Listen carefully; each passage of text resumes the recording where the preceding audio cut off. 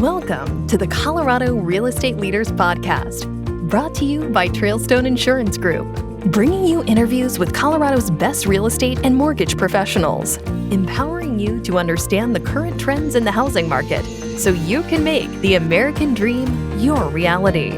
Enjoy today's episode. Well, it's a great day in Colorado, and welcome to the Colorado Real Estate Leaders Podcast. Today we have with us Greg Anderson, who's the president of Prime Loans Now. Greg, welcome to the program. Thank you, Mike. I appreciate it. You're welcome. I always love learning about what gets people into the industry that they're in. And I was talking to someone earlier today that was in financial planning, and they were been in for 30 years, and they're as passionate now as they were 30 years ago. So give us a little bit of your background. What got you into the real estate or the mortgage lending industry? Well, Mike, I was a school teacher. I graduated from the University of Northern Colorado and taught in Greeley, Colorado, the home of the University of Northern Colorado, for about 5 or 6 years, and then ended up following my brother, who was an attorney, up to the mountains, and he was an attorney in Aspen, Colorado. I sought out and found a high school English teaching job at Glenwood Springs High School, just a few miles, about 30 miles from Aspen, and lived there for 8 or 9 years, and came to Denver after a number of years of being a school teacher. And I was kind of a hybrid. I was a teacher for a long time, but I also had sales skills, and I worked as a salesperson in the summertime in the Roaring Fork Valley in the Glenwood Springs area. And during that period of time, I sold advertising and realized after a few summers of selling advertising, I was making more money than I was as a school teacher. So I knew I had a sales acumen, and I came to Denver and got into the advertising business with a journalism minor from University of Northern Colorado and an English major. I got into the advertising business in the 80s in Denver. And then after a period of time, I took a road job. I was an educational salesperson for a technology company based in San Antonio, Texas. Did that for 7 or 8 years and thought, gee, do I have enough money to retire? And I realized I did not. And in 1996, a friend of mine, I was out playing golf with a close friend of mine who happens to be an appraiser, a real estate appraiser. And he said, well, why don't you give the mortgage business a try? And at that time, I didn't know debt to income ratio from loan to value. But at the same time, I walked in the door of South Denver Mortgage. And that was back in the days of no regulation. And anybody, Mike, you and I could have started Greg and Mike's mortgage company, and the next day lent $1 million. There was no licensing. There was no regulation. Yeah. And it was the Wild West. And at that point in time, I learned how to put loans together. And back then, telephone marketing was very, very big.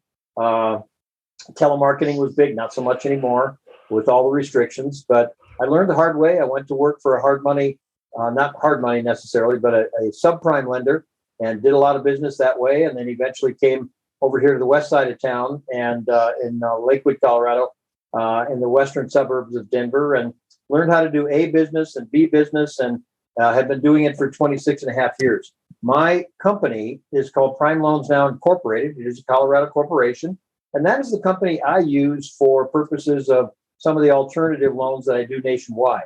However, I am an NMLS licensed, National Mortgage License System licensed mortgage broker from licensing with Washington, D.C. and the state of Colorado. And my managing broker, awesome Karen Saxton, has welcomed me to Loan Zone several years ago. She and I used to work for another mortgage company, and she and I have been together for many, many years. She's my managing broker, and with FHA, VA, conventional, and the normal kinds of loans, I go through Loan Zone Mortgage. That website is loanzonemortgage.com. But when it comes to the unusual, alternative, nationwide lending, and even international lending, Prime Loans Now Incorporated is my company, and my corporation is a Colorado corporation. Had it for several years, and kind of work both ways, my friend. Yeah, sounds really neat. And I would venture to say, Greg, with your teacher background, that you take pride in helping your clients who are borrowers understand the process, right? You teach them, here's what debt to income ratio actually means. Here's what people, assume it means. Here's what loan to value is. And I think that if more people took that ethical, moral, teaching approach, maybe the whole crash back in the 07, 08, 9, 10, 11, 12 years might not have been as hard, because people would have been like, hold on, we want you to understand how this works. So tell us a little bit about how you work with your clients to help educate them to make sure that they're getting the right loan product. Well, to give you a good example, I funded a VA loan a week ago Monday, for a veteran in Colorado Springs. And he had gone with a lender, I will not mention the name, but he'd gone with a lender that didn't explain things to him very well. My awesome real estate partner in Colorado Springs, Alan Armour, sent the loan to me, and I got to know the veteran and his wife. And we started from scratch, talking about, his income, his credit, how much he wanted to put down, which in this case with VA was zero. But we went through it very, very, very carefully. It turns out that we both got along very well. The first lender dropped off. I became the lender, and they sold one property and bought another. And a lot of the discussion that we had was fundamental discussion about how much do you make, what's your credit score, the experience that putting a loan application together takes time, and there's a lot of detail involved, much like teaching high school kids how to write an essay, or teaching high school kids how to read critically in journalism and so forth. And it has been an excellent background for me, and teaching is a big part of it, especially with first-time home buyers. This gentleman was not a first-time home buyer, but at the same time, he was a fairly savvy investor. He'd owned a couple of properties and was buying a house with he and his wife and two children that will be their home forever. He's going to stay. I asked him if you were going to be in Colorado Springs. It's a fairly transient community with the military background. He said, absolutely not. I'm either going to retire in 5 years, or if I don't retire, my wife and children will stay here. If I get deployed anywhere beyond the deployment he already had in Afghanistan and Iraq, he would stay in the Colorado Springs area. So it's a long-term home for him. And when you have a long-term home, he actually spent a little bit of money to buy his interest rate down into the 3.75 rate. Sure. Makes a lot of sense. $800 doing that. So it made a lot of sense. And we take it one step at a time. There's only 3 or 4 things that the lender cares about. Do you have a job?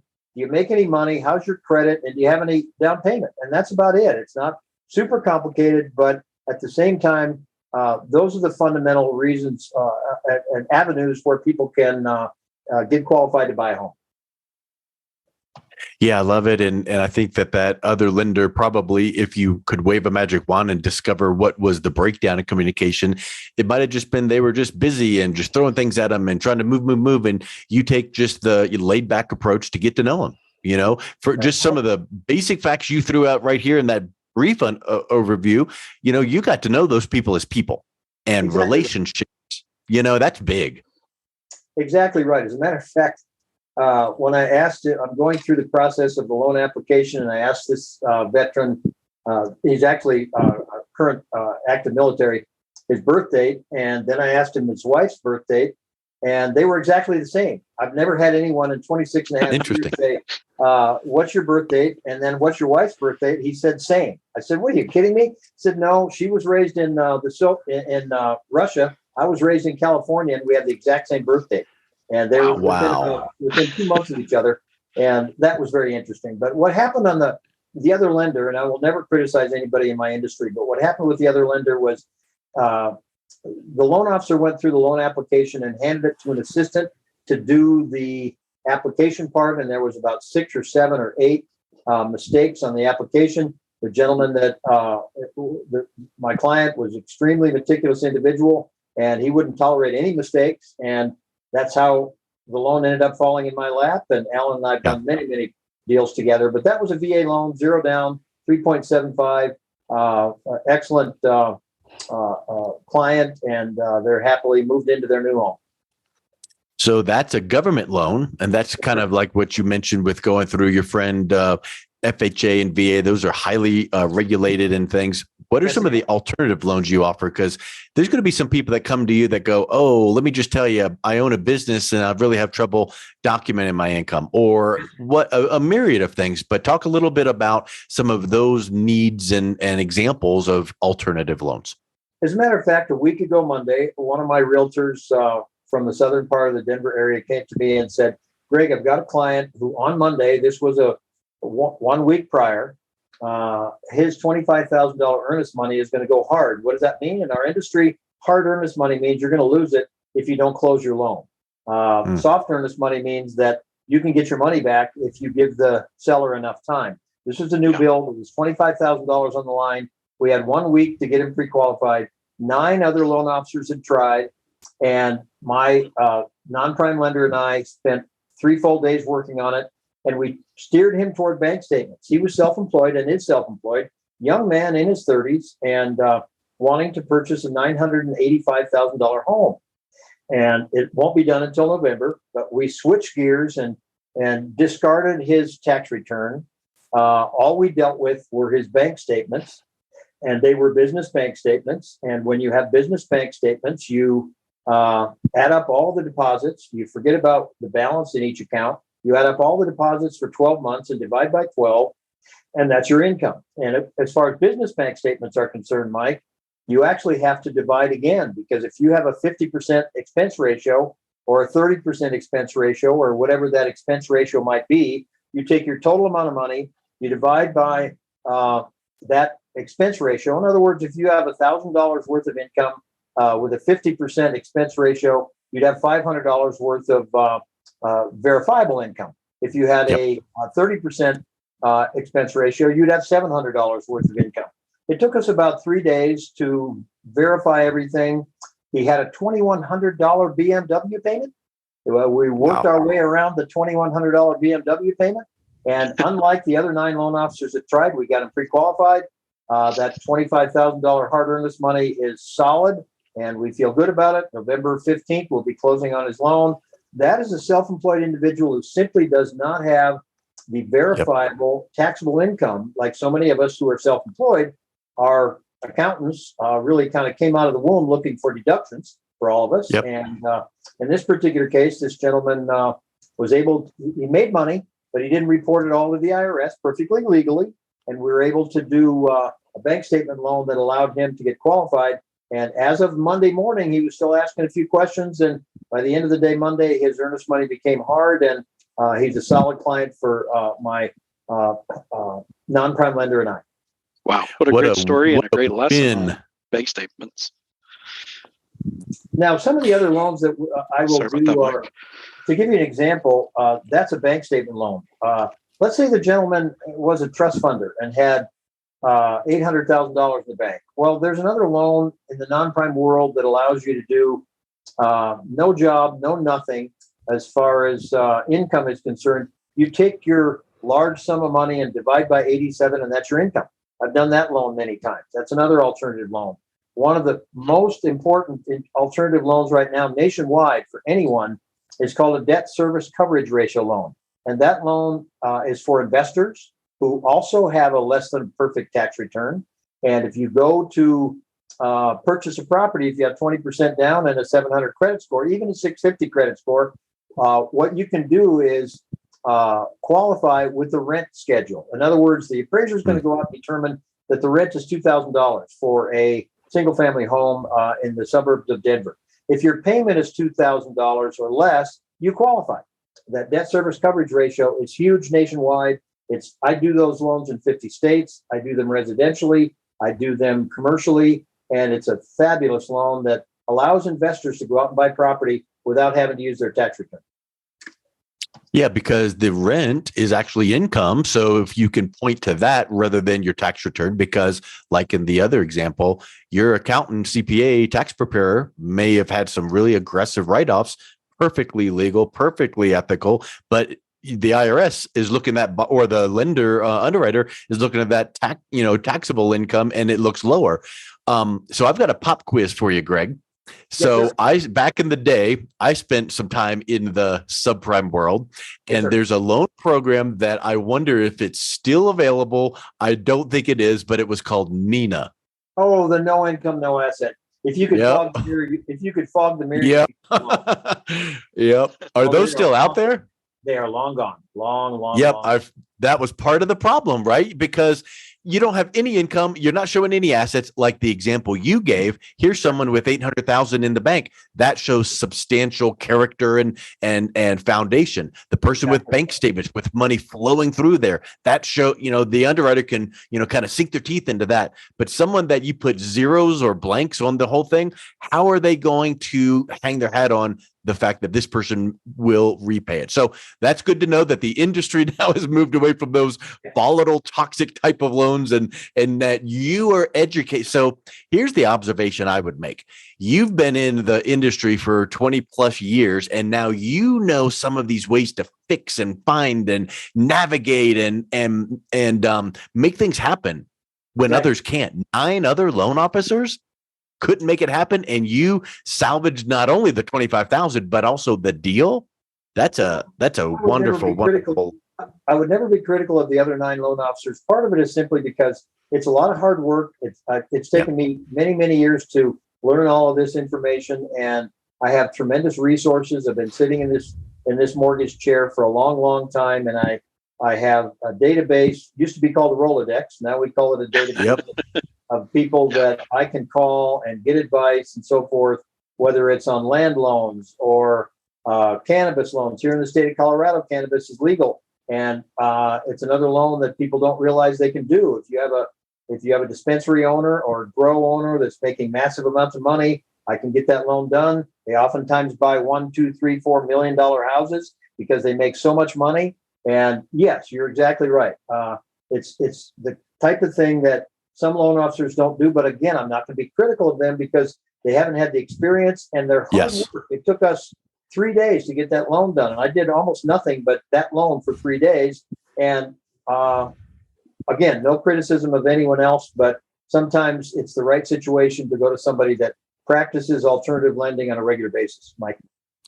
100%. Well, I think, you almost cannot put a price tag and value on someone that has that kind of experience. It reminds me of, how about this? We'll close with this example.